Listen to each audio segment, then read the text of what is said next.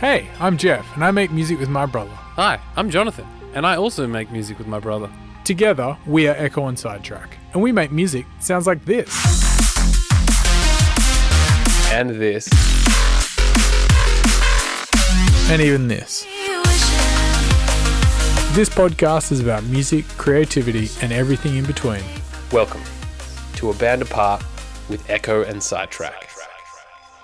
Hi, I'm Glenn from Currumbine, and my favourite burger is the barbecue bacon cheese. Hi, I'm Damon from Jundana, and I love me a short order before the gym or after the gym. And sometimes I skip the gym completely. I just can't go without my fiery short order. I had bacon as well. Yeah, don't mind taking the kids down there on a Saturday afternoon because of the kids' meal. It's a great little value pack. I caught the train to go to this place. Whatever your favourite is, Short Order have you covered. Order online at shortorder.com.au and pick up, or visit one of their two locations, Fremantle or Perth City. Don't forget to use the discount code Ekko and Sidetrack for 10% off. Jonathan, I have a strange relationship with stand-up comedy specials. Okay, like you mean a special on Netflix or whatever streaming service you so desire? Yes, something like Eddie Murphy's Raw, Delirious, a Joe Rogan special. One special I really enjoyed was Bert Kreischer's Secret Time. Yeah. I think it was really funny. Yeah. I have this weird feeling, though, about watching them because sometimes I don't find it funny to sit on my couch and watch it. Yeah. And I also don't know when to slot it into my life, as in, like, I feel like watching a TV show or I feel like watching a movie. I'm not sure when I feel like watching, like, 70 minutes of comedy. Yeah. And then I want it to be funny. You don't want to take the risk. I'd rather risk watching a bad movie than maybe watch a bad comedy special. True. And also, I think I don't want these people that I like from seeing podcasts or listening to them for years, I don't want them to lose some of their shine because they've got a quote-unquote bad special, in my opinion. Yeah, absolutely. I remember when Joey Diaz, who's a very funny comic, but really great at telling stories. He's like a storyteller. And we met him through podcasts, like the Joe Rogan podcast or his podcast. Yeah, not in real life. But I remember he had a special on CISO or something like that. Which is a now defunct streaming service in the US. Yeah. And Damon, our friend, shout out to Damon, he watched it and he was like, don't watch it. It's not a good special. And it's especially hard because you know how funny Joey is when he's shooting the shit, but then to transfer that on to a special, it's kind of hard. And I think Joey's talked about it, that he doesn't think the special was that strong. No, he thinks it's shit. Yeah, I think he might also have one that he thinks is shit that's on Netflix as well. Yeah. And we're talking about this because I started watching the Theo Vaughn special. Theo Vaughn's very funny. Did you say Vaughn or Von? Theo Vaughn then, but I think it's Theo Von. That's how it's spelled. He's really funny. He's again one of the funny comedians we've come across because we've been listening to the Rogan podcast. And he's just such a peculiar individual young man. He's a fully grown adult man that just has, from Louisiana, that just has a different way of thinking about things. And a super strange perspective. And silly, which is the best. And there were bits of it that were funny and there were other bits that weren't. And I just think I prefer people on podcasts to specials. But again, it's different. Like, if the special's good, like, I thought Rogan's Triggered was really funny, but then his next special, I didn't find that funny. I thought Secret Time by Bert Kreischer was really funny, but I didn't like the previous one. Maybe The Machine I didn't really get into. Well, I think that story's great, but maybe as a comedic bit, I don't think it's that funny. I also think it's me being a bit out of touch with what Americans think are funny. Yeah, I don't agree with most of it. No. I'd much rather watch an English special. Yeah. Because I think English people... Jimmy Carr is still one of the funniest. I saw him live a few years ago. Yeah. I'd watch his specials. Or even like a Ricky Gervais special. Yep. Ricky Gervais special was fucking hilarious.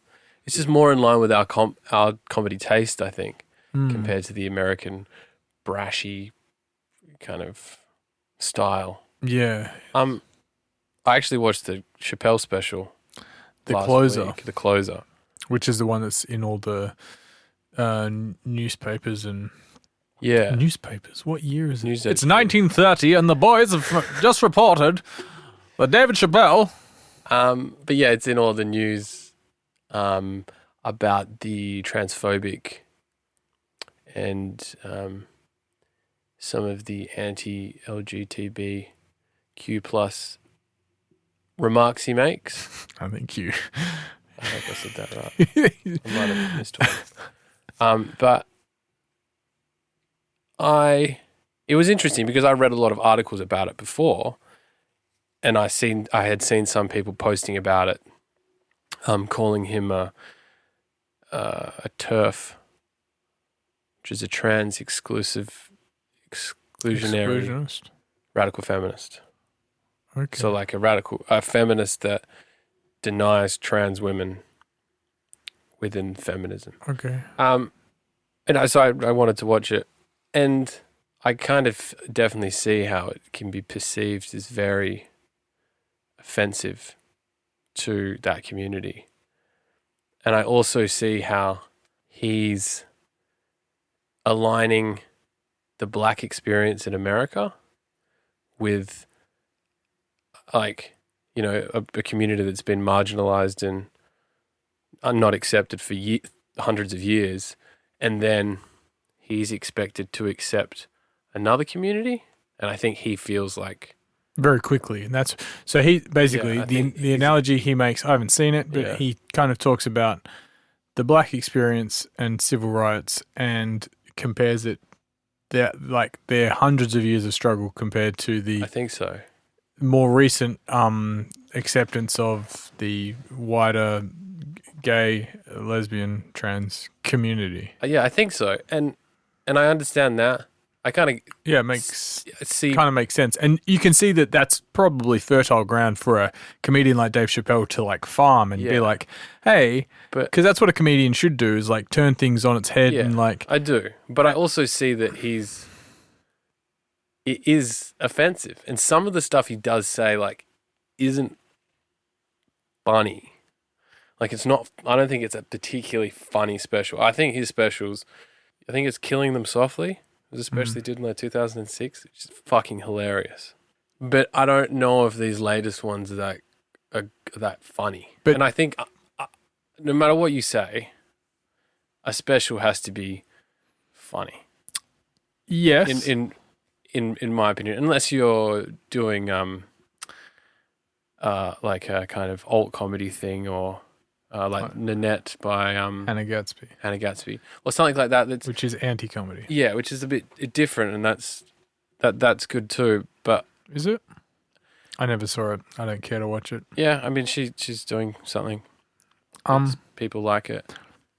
I think the comedy, it should be funny, and if you can thread through social comment in there, that's even better. Yeah, And I think where Dave Chappelle might have got to is he's become more of a social commenter as he's gotten older, and he kind of gets up on stage and like riffs, and he's talking about the world, and he does it in a funny way because Dave Chappelle can't help but be funny. But now he's getting more serious as he's like, you can see he's leaning into certain subjects. yeah, I think it's a good thing because I think if he can be someone who's happy to stand up and say some pretty out there things, yeah. then that's good for the social discourse. But he should have more funny so that it's a little bit more palatable, perhaps. Maybe more palatable, or maybe like Again, I haven't watched it. I can see how it would come across.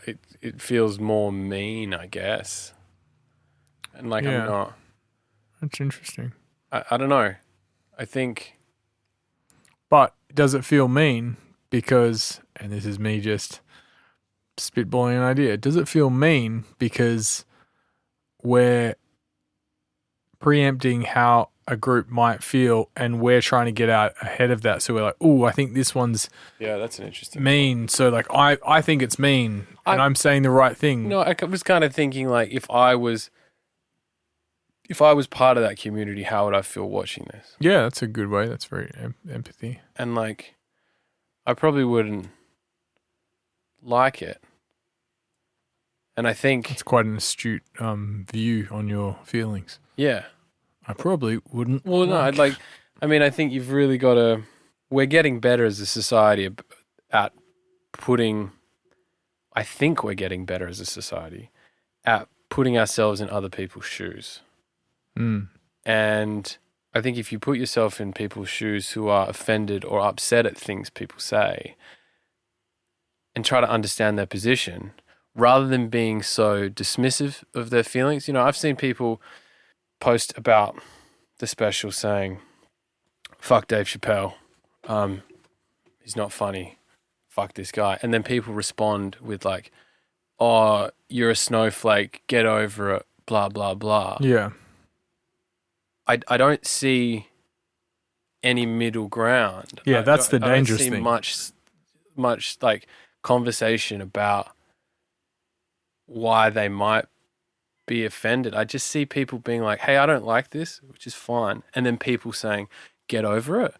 Yeah. And that actually makes me more sad because you there's no conversation. I see the same thing with the vaccine conversation. I saw someone post on Facebook the other day that they compared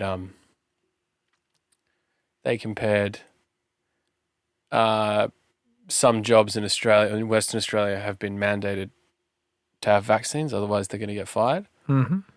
And they were comparing that to Hitler. They made some sort of like... People love comparing shit to Hitler. Yeah. And then what happened was just arguments between, you know, people would be like, shut up, you don't know anything, just get vaccinated, yada, yada, yada.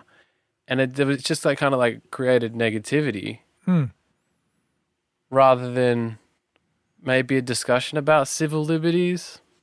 Exactly. I don't know, like a discussion without assuming someone's point of view. I'm pretty sure this person is quite anti-vax anyway, but like there's no nuance. And also, I completely agree, but also that person's views on their subject, they now stand like really hard behind anti-vaxxing or Dave Chappelle isn't funny, is like a it feels more than ever, it feels like that's a personality trait that they've got from the internet vending machine. It's like, I'm going to be that guy.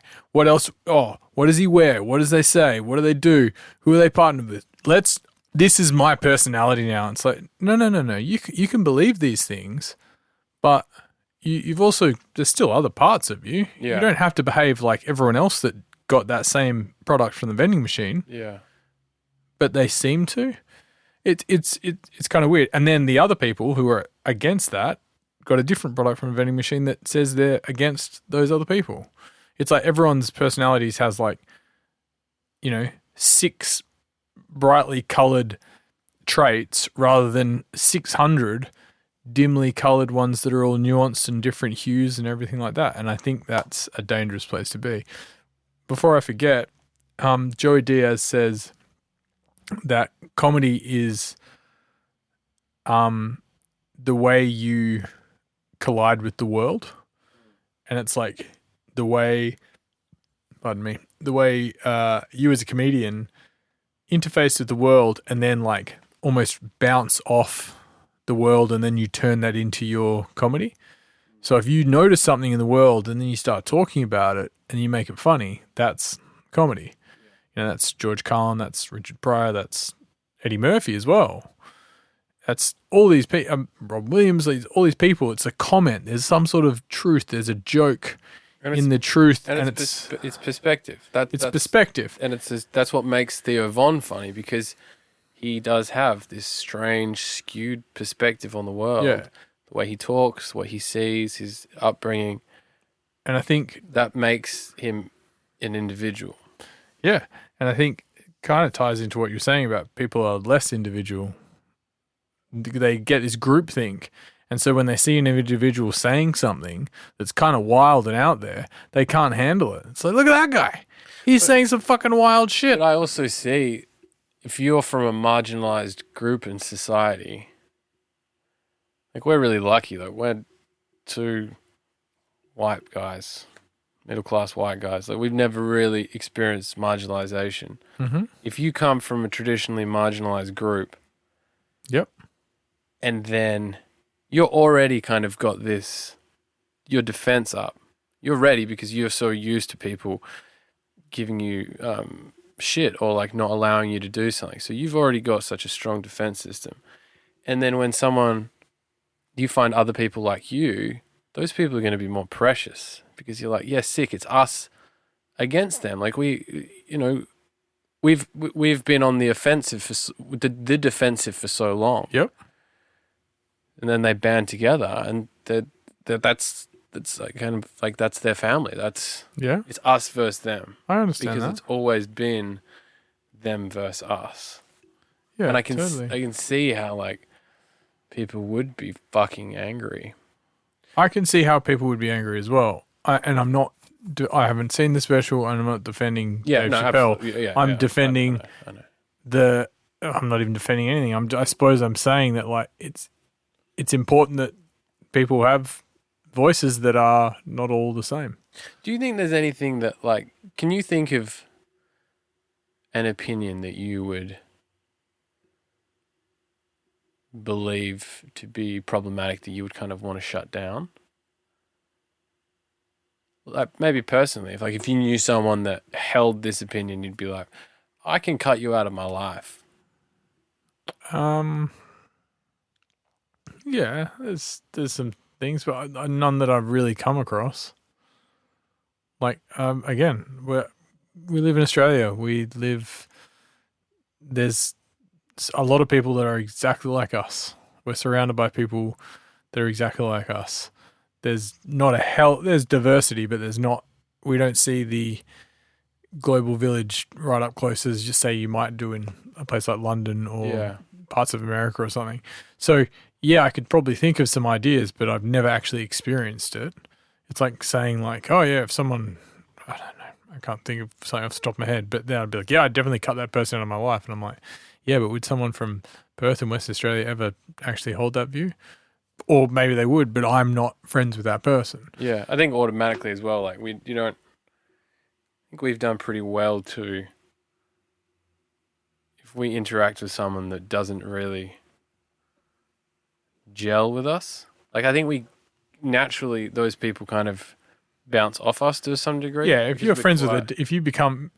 it's not easy to become friends with someone that's like a fucking dickhead. A dust person. And by that I mean like, is clearly racist and sexist, homophobic, just like a piece of shit, holds crazy views about other cultures or whatever it is. You tend to go like, oh, I reckon it always starts to someone you go like, I don't like hanging out with that person when they get drunk. They tend to espouse these beliefs that I don't agree with. And then it becomes, I don't like hanging out with that person at all. And it's like, I see that person occasionally. And if they always, arc up, even when you just haven't seen them in a while. Yeah. But there's some people that are like a little bit, what's the word? Their fuses are a little bit crossed and like they're very hot and their ideas are wrong. And some of them have a mental problem. You've got this weird smile on your face. Yeah. No, I'm just thinking about some of the I don't know, some of like the anti-vax demonstrations, the footage you'd see from that, or the some of the Trump. Again, it's not people we know. It's in a different country. I'm talking about like you see those people, and it's just an example of someone who does feel quite unhinged. Yeah, I think I don't really know anyone unhinged in that way. Put it this way. If I met someone, if I was friends with someone who had views that were based on a reality that they weren't living, I think I'd have troubles with that.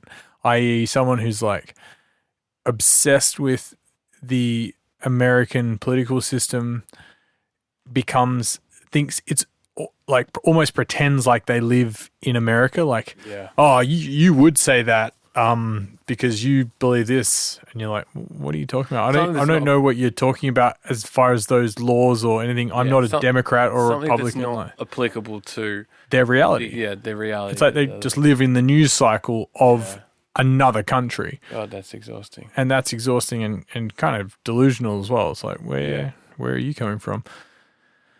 But yeah, I'm glad I'm not friends with those people because I think they're exhausting and they would be, I don't know. Frustrating to hang out with. But speaking of people... And they probably want to pick fights with me. They definitely would want to pick fights with you. Because I'd be keen for a chat. Because we like debating and discussing things. Yeah. But and argue playing devil's advocate sometimes. Yeah, exactly. Which is what the last 15 minutes has been about. So... Yes, Jonathan. Last night we were lucky enough, honoured, to be invited to the the social media verification dinner at Parliament House. A very exclusive affair. Yeah, I think there was about 4 or 5 tables there. So basically Jeff and I were verified on Instagram a few months ago. And Spotify and a few other channels. And on Spotify and Facebook and Twitter and that kind of thing. And we were invited by a local member of Parliament to have dinner at Parliament House to congratulate us and kind of, as we move up in the echelon of verification, it's and society. Kind of a stage. Yeah. There's several different stages to it, and society, because we are moving up in society. Yeah. They invited us to dinner at Parliament House, and it was delicious. It was beautiful. It was really cool to go there and discuss some policy ideas for the future. Yeah. And kind of tell our story a bit, enjoy some food, enjoy some wine, enjoy a little tour around Parliament House. Jeff, did you enjoy yourself? Yeah, I had a great time. And I think that it made me feel like everything I've done in my whole life has led to that moment. To get a blue tick, to be verified as both human and also as me, Jeff. Yeah. And you, Jonathan, and as collaboratively Ekko and Sidetrack. I didn't really know how I'd feel when they would give us the blue sticker. Yeah. But which was actually less of a sticker and more of like, you say sticker because it seemed to be, it was like magnetized to something. Yeah. But it was like a badge. Medallion almost. Yeah. Yeah. That kind of he placed on us as we went through security. And he said, "You're verified." And I don't know if I've ever had a happier moment in my life. I felt seen. I felt like finally I'm a person that people listen to. Finally I'm someone that can say something on Instagram and people listen to me. And share a link through my stories. I can set up a shop on my website. You can have personal views and people will be like, that guy knows something because he's got a blue tick next to his name. Yeah. It was a celebration of, I guess, other successful creatives and people, movers and shakers in society. Yeah. Who else was there that you recognized? I think I saw the guy that opened one of those cryo chamber. You know those cryo chamber places that are becoming popular? I think one of the guys that opened one in Scarborough was there. Yeah. I think he's recently just pushed over 8,000 followers on Instagram. And Frank Milne, the up-and-coming basketballer for the Foragers, was there. The Duncraig Foragers. Yes. Yep. He was coming up. I think he plays for the development squad for the Wildcats. I also saw a young clothes maker. Very young, actually. I was surprised that she was allowed in. They said she was 15, but I reckon Yeah. she looked younger than that. She would have been 12. Yeah. She looked like a business that was being run by her parents. But nonetheless, she Verification doesn't discriminate, and I think we celebrated that last night. Absolutely. The food was good as well. The food was quite good. I enjoyed the wine.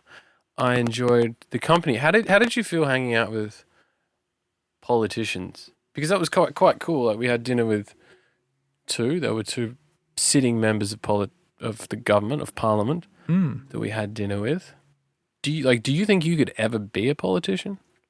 If this verification tirade continues, potentially. Well, this is step one to, of course, Yeah. the 15,000 steps that you need to get. Did you get told it was 15,000 steps? I was told 7. So that might have something to do with the ranking system. Do you think I'm further behind the verification process than you are? Potentially. It's fucking bullshit. Yeah, do you think you can be a politician? No. And I'll give you 2 reasons why.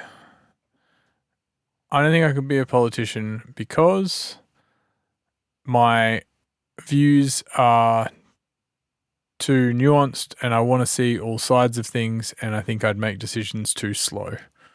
I don't think I'd be able to toe the party line as quickly as I believe you have to. And that it doesn't mean that to say that I don't believe in things strongly. It's that I'd want to really talk about things and, work with all the angles and try and, I don't know. My view of fair would probably differs to what the big slow moving machine of government says is fair. I think we're probably too idealistic. Like a lot of people are, but probably a bit too idealistic for politics, because we'd be like, we should be doing this and then coming up against the hundreds of pieces of red tape that I'm sure exist and all the bureaucracy. Yeah. I think that would be super tiring.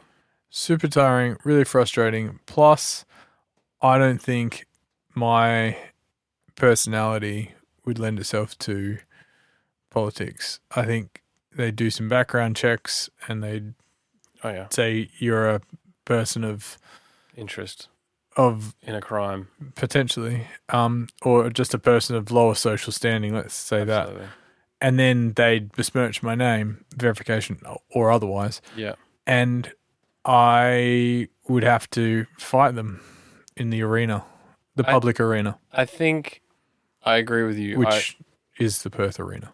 I wouldn't. I don't think I could handle all like the smarminess. Not that either anyone. It's a lot of suck-assing. Yeah, not that anyone that we met last. Yes. Not, Yeah. Not that anyone we met last night was a suck ass At all, actually. Lovely. They're really guys. nice. But it's the view. It's the. But you can imagine that trying to get things done. Yeah. In a bureaucratic group of people, you you're have like, to placate. You have to be tactical. I don't think I'm tactical enough. quick duck. I think I would say the wrong thing often. Maybe be too honest. But you'd learn Probably to politic. But I don't like the idea of being anything but being allowed to be anything but myself. If that makes sense, like part of I think our success is, even on the podcast, is that we do talk frankly and authentically, and I think no matter what stage of verification you are when you enter the political realm, you would always have to pull back quite a bit. There's a certain amount of not only like public forward-facing acting that you need to do, but also in the chambers, behind closed doors, all the bitching and the backstabbing and the double dealings and like, look, if you do this for me, I'll do this for you, and all this stuff. That probably has to be, that's maybe the best way to do it. I don't know. I don't think I could deal with that. I think that would drain my soul. I would prefer to sit on the sidelines and like an observing monkey and throw poop. Yeah, I'd completely agree. It's not something that interests me. I don't want to put my energy into it. No. Therefore, I wouldn't make a good one, because you should direct your focus into the places you want to go, where your focus goes, your energy flows, Yeah. etc. I think I could be like a community leader. Well, you are a community leader. The basketball team you coach. Yeah, that's the other cool thing about the verification. You get assigned roles in the community. So next weekend, I'm actually The season assisting- starts. Yeah, the season starts for the Foragers. I'm assistant coach for the under 17s basketball. Duncraig basketball team, the Foragers. But it's funny because I've got absolutely no experience with basketball, nor do I really like the sport. But that doesn't matter because you are verified. Yes. And that's important to, talking about the nuances of verification and being better than people and stuff like that. It's just that you can just move sideways into things. Basically. What was the role you got given? It's a collaborative thing because the city hall that is in our district is a half dance studio during the week, and then it turns into a boxing gym on the weekends. Mm-hmm. And I'll be working with the Italian community on a dance fighting situation. It's part Italian. We're going to pull some Portuguese influences. Capoeira will be mentioned. Yep. I'm going to try and play some drum and bass there. Okay. Get them moving. But yeah, it's for 16 to 24-year-olds and at youth teens.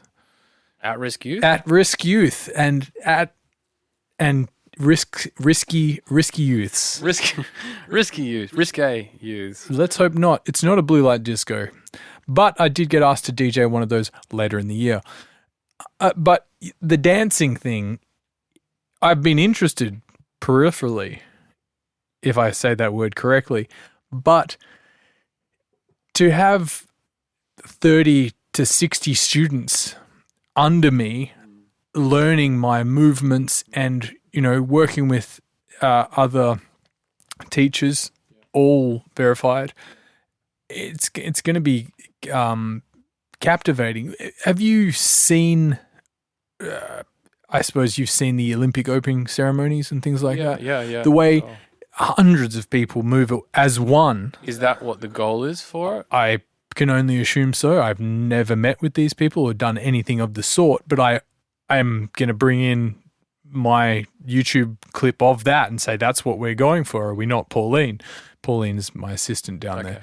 And I can assume she's going to say yes. And I want that level of what's the word? Budget, the fanfare, and synchronicity and elegance. I think your expectation is quite high, but realistic. But I admire how much you're expecting to get out of these kids.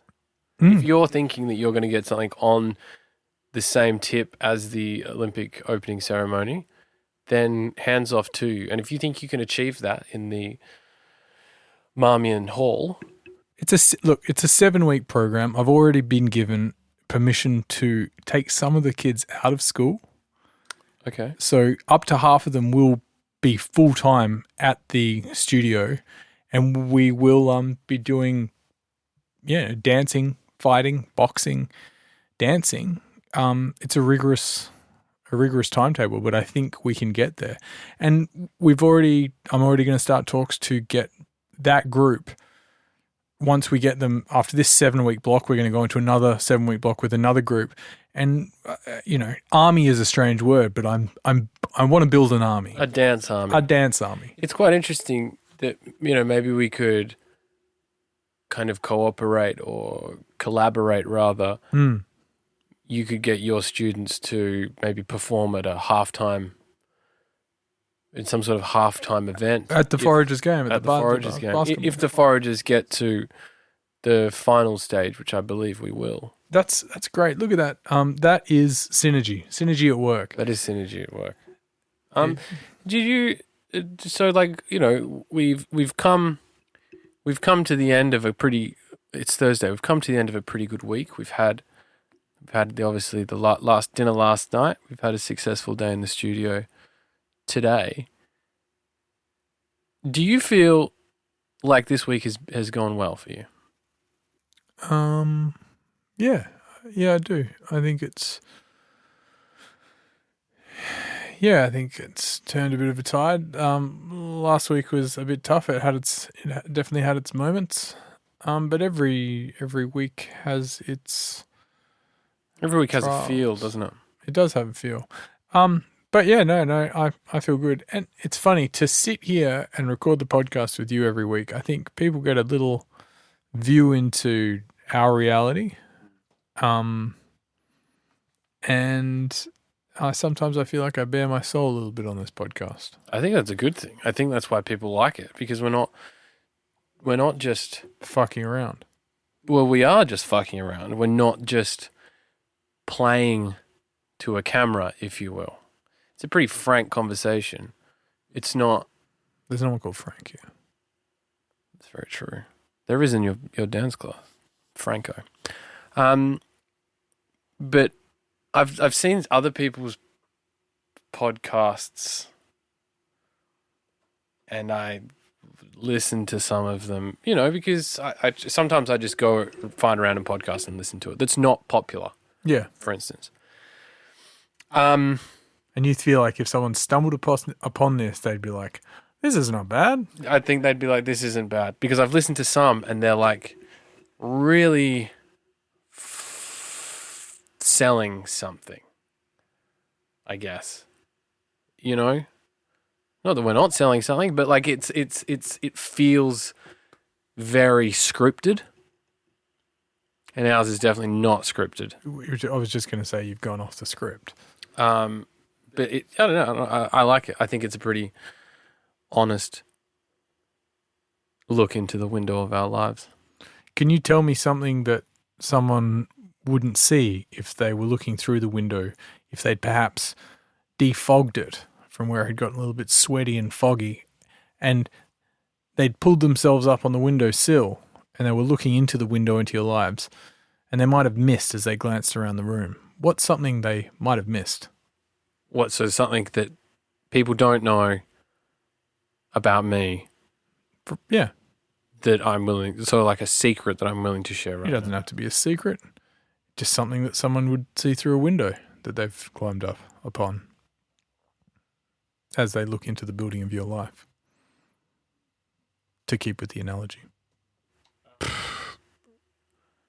Probably a lot of talking to myself, maybe. I talk to myself quite often. Is it good self-talk? Yeah, I mean, it's just usually like silly things or, Butter it up. yeah, just the little phrases. Humming. Oh, yeah. I also like to exclaim things sometimes, which I don't know where that comes from, but like recently I walked up to an automatic door and it didn't open. I was like, how peculiar is that? To no one in particular. But, you kind of talking to yourself in that moment. Yeah. I can understand that. Sometimes you say, oh, shit, or whoa, and you're talking to yourself, but I go, what? I see you looking at your phone or you're looking at your computer or you're something, and then you're like, oh, nothing, that was crazy. And it's funny to exclaim quite loudly, but then not share what you're doing is, it's kind of annoying sometimes. I'll watch out for that. You better. Jeff, we just got announced for a show. We did, Jonathan. We're playing Breakfast 2021 in Perth at Belvoir Amphitheatre. On Boxing Day. Bang. And it's going to be a big, big, big show. We're super excited to be going to what I reckon is one of the best venues in the world. Yeah, for sure. And easily top 3 in the Southern Hemisphere. My experience of South America is very, very limited to those dance videos we mentioned earlier. But I believe that an amphitheatre like Belvoir is, definitely one of the best places to see bass music, and it's going to be one of the best places to see us perform in full. With costume. With the dance group. With perhaps the dance group. Perhaps the Foragers will come out halfway through the set and shoot a few hoops. Dunks. Might be a little dunk show. That would be kind of cool. if you got one of them to like jump off the stage, like where the decks are, and like, just fucking flame ball. What's the move on NBA Yeah, flame ball. Pro when you're on fire? Yeah. He's on fire. It's a What's flame that? ball. Flame ball. You know, one of the Professionally smallest known kids can jump off and do a dunk on a drop. That'd be pretty cool. That would be great. I think there's a lot of crossover between drum and bass, capoeira, Italian people, and basketball. When you look at that Venn diagram, Jonathan, it looks like one circle, Yeah, but really it's 100%. they're on top of each other. But yeah. So the next time you'll be able to see us perform is Boxing Day, the 26th of December. And that's with Late Night Tough Guy, Greg Packer, Fox Stevenson. We're super excited to have Fox in the house He's a good boy. for the first time ever, I think, in Australia. I think it is for the first time ever in Low Australia. 99, Ray Lee's on the lineup. Ray Lee. There's a bunch of people. And Boxing Day typically is a big old party. Yeah. So I recommend getting your tickets and, let's party. Let's party. Let's party. Let's end this podcast. Let's get back to music. Let's give each other a hug. Yeah, I like the idea. This week, folks, if there's someone you disagree with, Fight them in the streets. Complain loudly on social media Try to and then fight them in the streets. try to understand their point of view. And you don't have to agree with them, but just listen. Because they might be we're all coming from different perspectives and different experiences. Learning is the outcome you want. You both want. You don't have to be right. And you don't have to agree. Often Jeff and I don't agree on things. And one of the things we practice is being okay with not agreeing. Yeah. Yeah. I mean, it's not fucking Sesame Street with a lesson, but I don't know. Be nice. Be nice to people. Yeah, enjoy yourselves. And big shout out to our listener, Sebastian, who got in touch this week and said how much he enjoys the show. And I love him. He's a beautiful guy. Which Sebastian? You know exactly who it is. Big, the strongest guy I know. Yeah. He's Abs like Jesus. honestly, his body is like Jesus. I look forward to seeing it in the flesh Me too. next time it's we're good. in Europa. It's good. If you got to put sunscreen on your back, let me know, Seb. You know who to call. These two guys. And with that, Oh, this got weird. I love you, buddy. I love you too, buddy. Thank you very much. And if you enjoyed this podcast, you should like and subscribe. And share with your family members or friends. And also subscribe to our YouTube. Not a lot of people listen to the podcast on YouTube. But we are going to be starting to service that a little bit more as we move to create more things. Content and video that we're going to start putting up there. So if you don't already subscribe, go subscribe. It means a lot to us, and it probably is pretty easy for you to do too. So thanks. Thank you. Bye. Thanks for listening to this week's podcast. Make sure you subscribe to us on your podcast app and keep up to date with all new episodes. They're going to be coming out once a week. We are Ekko and Sidetrack on Facebook and Instagram. On Twitter, we are Ekko Sidetrack. Go listen to our music on Spotify, Apple Music, Tidal, YouTube, or wherever your ears consume happiness. Lots of love, people.